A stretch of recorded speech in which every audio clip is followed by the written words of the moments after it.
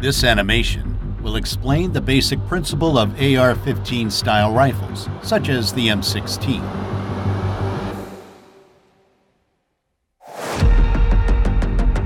The standard M16 was equipped with a carrying handle and iron sights.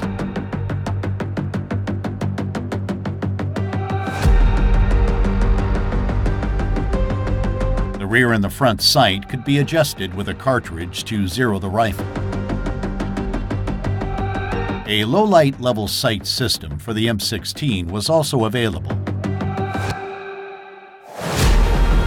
It featured a rear sight with a larger aperture of 7mm and a front sight with radioactive tritium for visible light at night. Newer versions have been equipped with a low-light level system and an elevation knob for better targeting.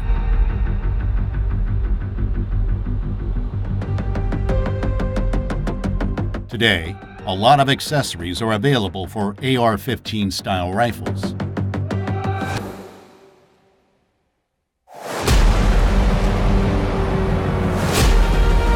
Fluted barrels save weight and dissipate heat easily.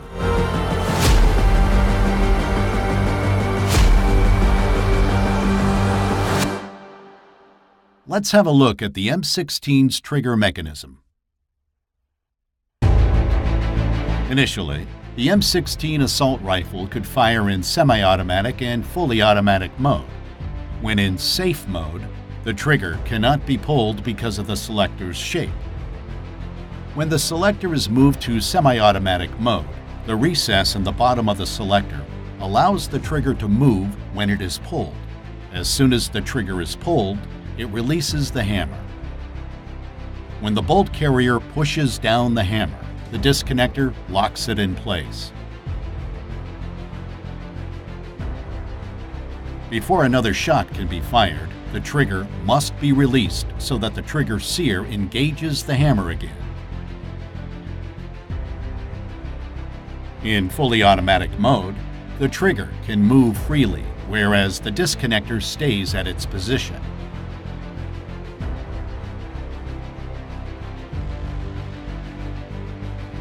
The selector has a recess for the auto sear. The auto sear catches the hammer when the bolt carrier moves backwards. When the bolt carrier moves forward to chamber a new cartridge, the bolt carrier pushes the auto sear forward, releasing the hammer. Now, let's have a look at the bolt carrier. The bolt carrier houses the bolt that has several locking lugs, which are also called bolt lugs, and a cam pin. When the hammer strikes the firing pin is pushed forward. The firing pin hits the bottom of the cartridge, which consists of the case, the propellant, the bullet, and the primer. The case of the cartridge is filled with the propellant. At the bottom of the case is the primer. The primer holds the priming mixture. When the rifle's firing pin strikes the primer cap, the priming mixture explodes, resulting in the ignition of the propellant.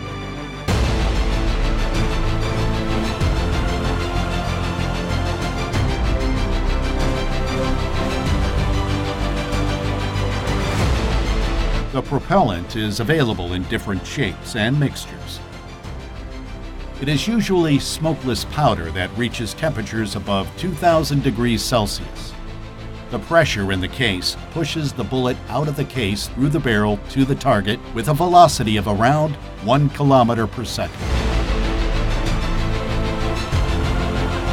The gas block and the gas tube connect the barrel with the bolt carrier.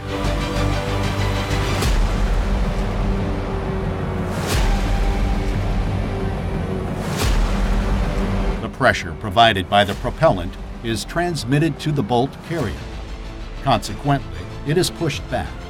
The bolt is unlocked and moved backwards by the bolt carrier by means of the cam pin.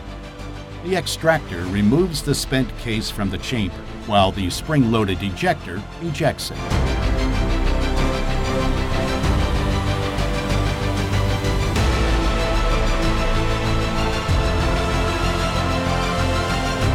The buffer spring is compressed and ready to release the stored energy. Consequently, it will push the bolt carrier back to its initial position. The bolt chambers a new cartridge.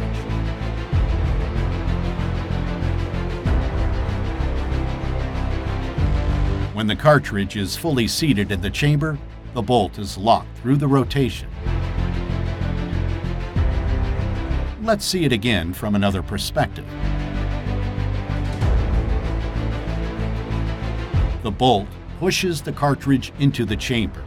When the bolt cannot move any further, the bolt carrier rotates the bolt through the cam pin. That way, the firearm can withstand the high pressure created by the propellant when the gun is fired.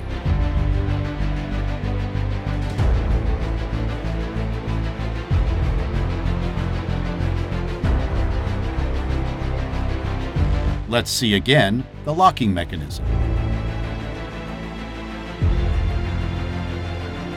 In fully automatic mode, the rifle would release the hammer and fire. Because many soldiers would fire in fully automatic mode and waste ammunition, the burst mode was introduced. When the trigger is pulled, only 3 rounds are fired. This is possible through a spring clutch. The diameter of the spring clutch gets smaller or larger according to the direction of the force. So, when the trigger is pulled, the hammer strikes the firing pin. When the hammer is pushed back by the bolt carrier, the disconnector cam rotates thanks to the spring clutch. This is done 3 times until the burst cam follower reaches the stop notch. Because the stop notch is deeper, the disconnector holds back the hammer. So, the trigger must be released to fire again. Let's see it again from the side view.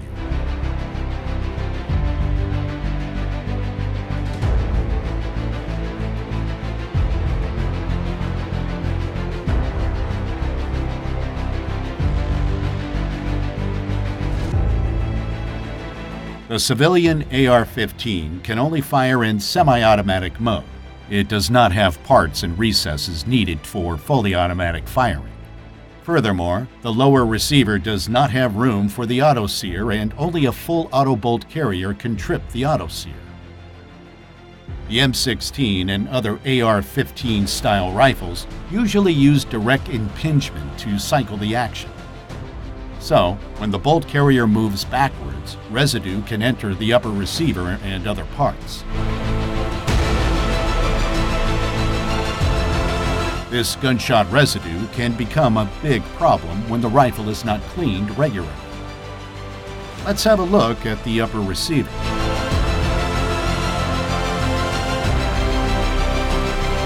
When the rifle is not cleaned regularly, deposits can be found on the walls of the firearm's upper receiver over time. This can lead to increased friction between the upper receiver and the bolt carrier, so that the bolt carrier gets stuck and a new cartridge cannot be chambered.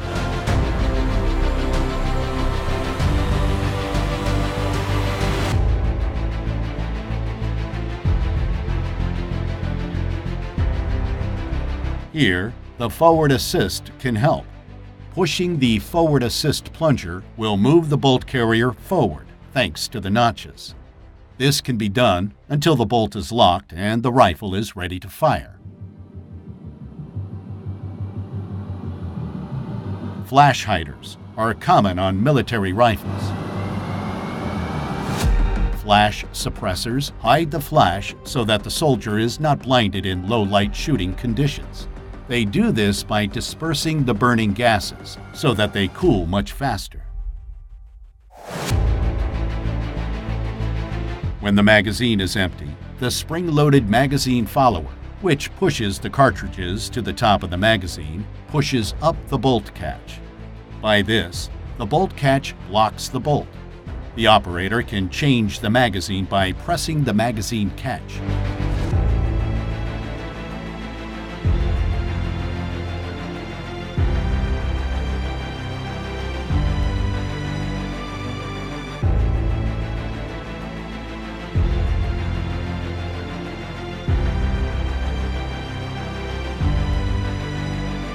Pushing the bolt catch will release the bolt. The firearm is ready to fire. Manually charging the gun is also possible. The charging handle allows the operator to move the bolt carrier to the rear. Releasing it will chamber a new cartridge.